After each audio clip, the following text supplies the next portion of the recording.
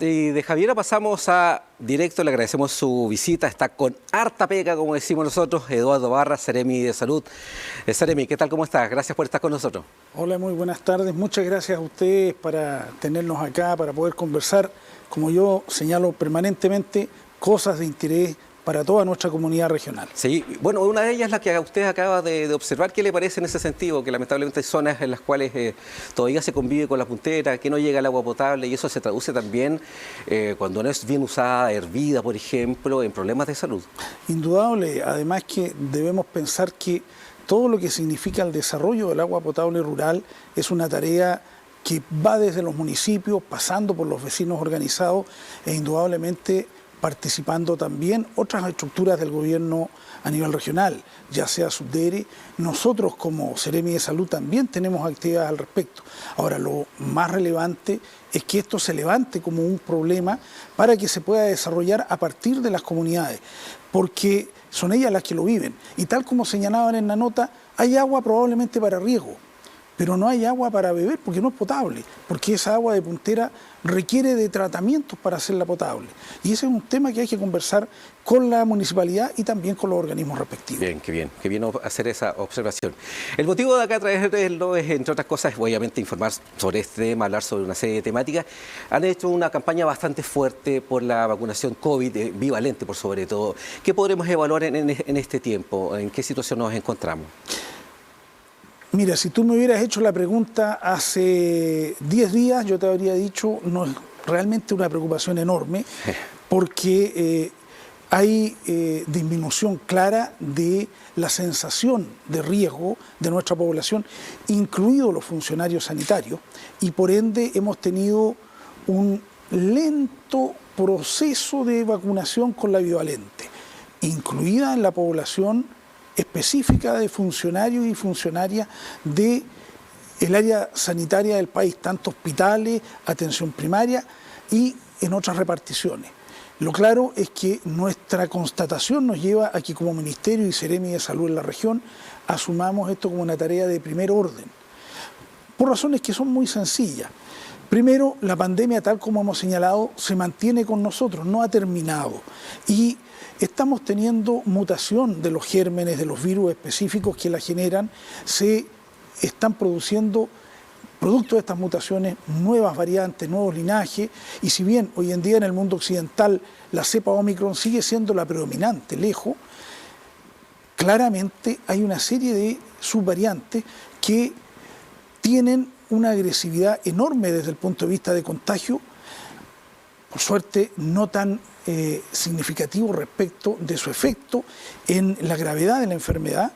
No es en la mayoría de los casos enfermedad grave, pero sin duda en las personas que tienen inmunodepresión, ya sea moderada a severa, por la causa que sea, tanto tratamiento médico, farmacológico o producto de alguna enfermedad propiamente tal no tratada, ellos tienen la susceptibilidad de contagiarse y de fallecer. De ahí que nuestro esfuerzo hoy día es convocar a toda nuestra población que está definida como grupos objetivos. En primer lugar, a funcionarias y funcionarios de todos los hospitales, clínicas y, por supuesto, atención primaria en salud, es decir, CEFAM, SECOF y los dispositivos propios de los aparatos municipales.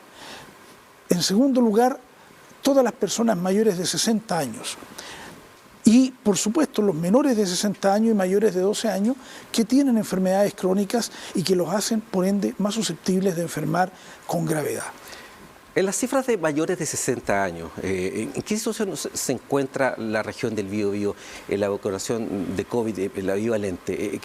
¿Qué se ha logrado notar en esta última semana? Nosotros estamos en alrededor de un 20% en promedio en las personas mayores de 60 años.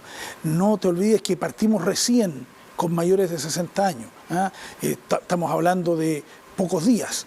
Habíamos partido inicialmente con mayores de 80 años y esto iba muy dirigido a las personas que están en centros de adulto mayor, los ELEAM. Ahora, ¿por qué razón hicimos eso?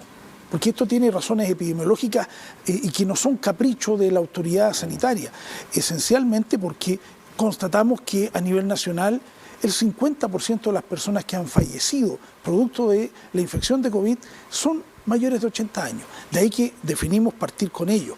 Y hemos ido bajando hasta mayores de 60 años en la medida en que van pasando los días para tener una mayor cobertura de población, pensando en qué, en que queremos normalidad para nuestra vida y la vida de nuestros habitantes, y también pensando en que vamos a tener fiestas de fin de año donde se congrega mucha gente, donde llegan las familias, viaja gente de todo el país, incluso del extranjero, a encontrarse en ese momento.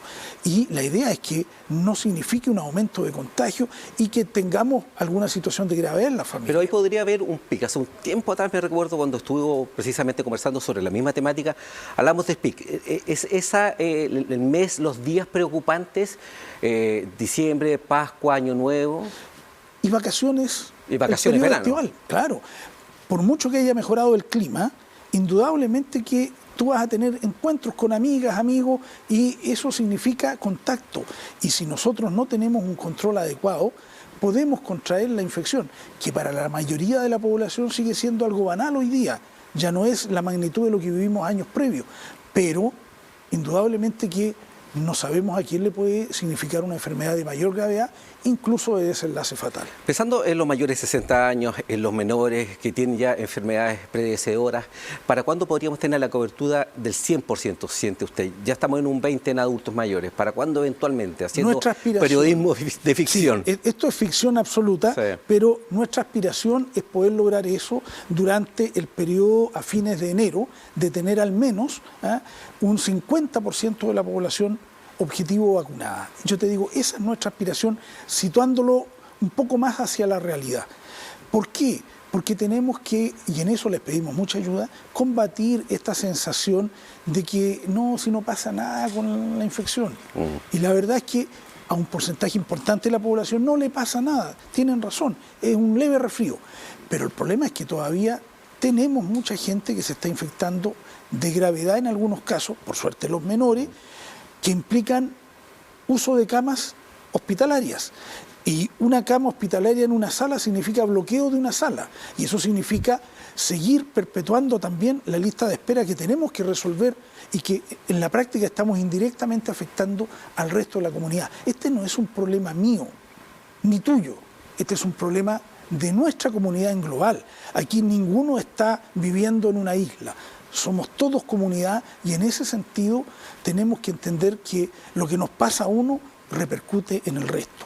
Seremi, en otra área, pero ligado obviamente a este tema, queda la sensación de que hay un aumento en las consultas por enfermedades respiratorias. De hecho, hace un poco tiempo atrás, hablando con la dirección del Hospital Regional, con su unidad de urgencia, se nos hizo llegar material y que había un leve aumento. Y que es como que queda la sensación como que uno recorre las calles y siente que la gente definitivamente o andan resfriadas o temperatura y cosas por el estilo y se transforma casi en un mito leyenda. Pero que algo tiene, parece. Precisemos, no es tan ni mito leyenda, sino más bien realidad. Por eso digo. Es verdad, tú tienes toda la razón, William. ¿Qué es lo que ocurre? Nosotros estábamos usando mascarillas, sí, y el relajo en el uso de las mascarillas, de hecho, el ya no usar mascarilla al aire libre y la recomendación de usarla por parte nuestra, esencialmente, sobre todo en lugares de aglomeraciones, de transporte público y privado en general, indudablemente tiene una idea, una lógica, y esa lógica es que con todo la mascarilla nos servía para evitar la infección de COVID, pero también para evitar otras infecciones virales que son propias de la estacionalidad que hemos vivido de invierno y ahora de primavera. Entendamos por ello que nosotros notamos un aumento que se llevó a las cifras y corresponde a un discreto aumento. ¿De cuánto lo habríamos tenido de porcentaje? ¿O no está cuantificado de momento? Se ha cuantificado. Esto comparativamente al año pasado se notó no tanto en la cantidad de consultas respiratorias en global, porque comprenderemos que el COVID genera una consulta respiratoria en muchos casos, pero aún así, consulta respiratoria, producto de otros virus, eso sí se notó notablemente. Yo diría que doblamos la cantidad de consultas. Entonces, ¿estamos hablando de cuánto aprox? Aproximadamente se aumentó en un 100% el número de consultas respiratorias después que sacamos la mascarilla. Y esas consultas... Eso es bastante, Es bastante, pero esas consultas están de la mano de qué gérmenes. ¿Y eso era algo esperado? Absolutamente esperado, ¿Por qué? Porque si bien veníamos saliendo del invierno, de todas maneras sigue habiendo oscilaciones bruscas de temperatura y sigue habiendo circulación viral. Y como hemos pasado aproximadamente ya casi 3 años, 2 años y medio, un poco más, con protección de mascarilla, en 2 años al menos, las personas perdieron mucho de su inmunidad a los gérmenes que están habitualmente presentes en nuestro medio ambiente. Y eso genera que posteriormente, al liberar el uso de mascarilla, se produzcan más contagios. Y ahí vienen los síntomas, entonces la gente se contagia. Dice, ¿tendré o no tendré COVID? No, te fuiste a testear o te fuiste al hospital a ver y a evaluarte. Bueno, el porcentaje mayor de las infecciones hoy en día no son COVID desde el punto de vista respiratorio, son por influenza A, también sincicial respiratorio, porque hay esa circulación. Metaneumovirus también está más o menos parecido, pero esa es más o menos la idea a tener presente en nuestra población. Seremi, último tema, copago cero. Ayer, haciendo como un rápido testeo, ni siquiera un estudio de nicho, nada por el estilo, en el hospital regional donde ustedes realizaron el punto de prensa por estos 30 días de puesta en marcha, y nos llamó la atención que buena parte de la gente no sabía cuando les preguntábamos por copago cero, ¿qué era eso? Entonces, como que llamó la atención. ¿Ustedes han sentido eso también, de que falta en eso, que la gente como de repente no está informada de qué trata este copago cero? Qué bueno que me lo consultas, porque es una preocupación que tenemos. Este es un tremendo beneficio a nuestra población. Y sin embargo, yo creo que ahí hay que hacer un mea culpa. Nosotros hemos fallado en informarlo más claramente para que nuestra población lo valore como corresponde. De la población chilena, el 83% es beneficiaria de FONASA. Ese es el número actualizado. Y eso implica, por ende, que estamos hablando de al menos 15 millones de personas.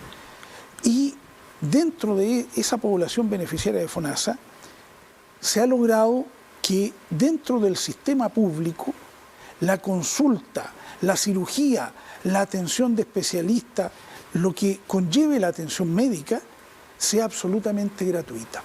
Beneficio que no existía hasta el 1 de septiembre, digamos, hasta el 31 de octubre, de agosto de este año. A partir del 1 de septiembre ya esto es gratuito para toda esa población.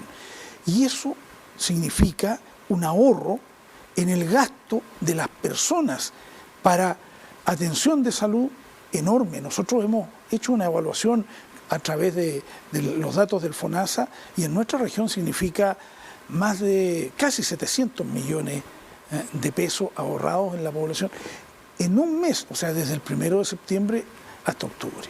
Así que es muy relevante eso. La gente se va a ir dando cuenta a la medida que va usando el beneficio.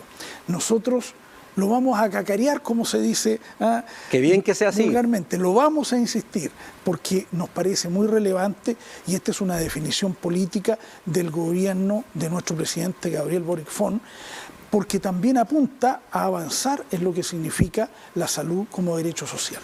Bien, Seremi, Eduardo Barra, gracias por estar con nosotros. Habrían varios temas que conversar, como decíamos, estos mitos, leyenda, pero que tienen bastante sustento real, que queda en la gente de que hay un aumento de enfermedades respiratorias. Bueno, sí, pues hay, en consulta. Así que gracias por estar con nosotros. Muchas gracias, William. Encantado, y esperamos seguir conversando otros temas que puedan ser siempre mucha invitado. información. Lo he invitado hartas veces, pero estaba con la agenda bien apretada. Digamos Muchas eso gracias. también. Bien, Muy gentil. Gracias, Seremi, muy amable por estar con nosotros.